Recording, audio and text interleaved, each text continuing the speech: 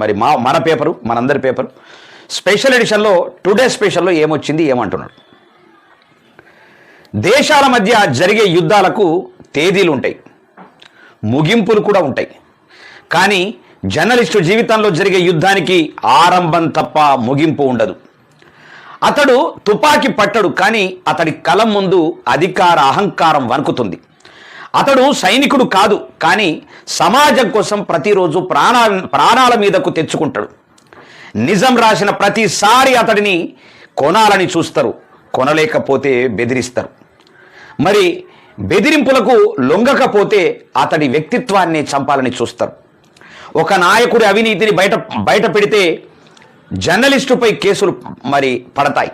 ఒక పేదవాడి కన్నీటిని చూపిస్తే అతడిపై ద్వేషం పెరుగుతుంది. ఎందుకంటే నిజం వినాలనుకోని సమాజం నిజం చెప్పేవాడినే శత్రువుగా చూస్తుంది.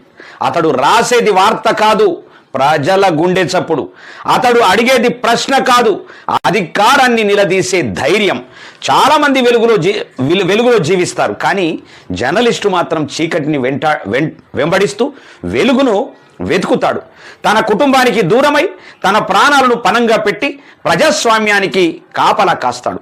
గెలిచిన ప్రశంసలు రావు, ఓడిపోయినా ఆదుకునేవారు ఉండరు. కానీ చరిత్ర ఎప్పుడైనా నిజాయితీని మరి గుర్తిస్తే మొదటి వరుసలో నిలిచేది ఒక నిజమైన జర్నలిస్టే. అందుకే జర్నలిజం ఒక వృత్తి కాదు, అది మరి అబద్ధాలపై నిజం చేసే యుద్ధం, మరి రక్తం కారని విప్లవం, నిశ్శబ్దంగా మండే మహాసంగ్రామం. చాలా అద్భుతంగా ఎస్బిఎన్ చారణ సంపాదకులు రాశారు. మామూలు అద్భుతం కాదు ఇది. ఇది 100% నిజం. జర్నలిస్టులంతా కూడా నిజంగా అసలు అన్నకు హ్యాట్సప్ చెప్పాలి మీ అంతా, జర్నలిస్టులంతా.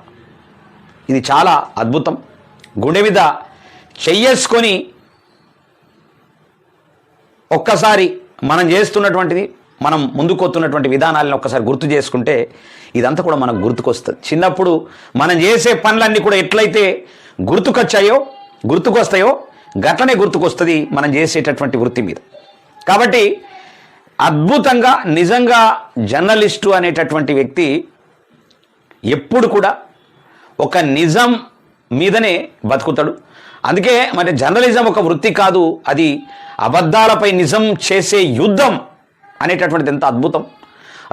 రక్తం కారని విప్లవం ఎంత అద్భుతం.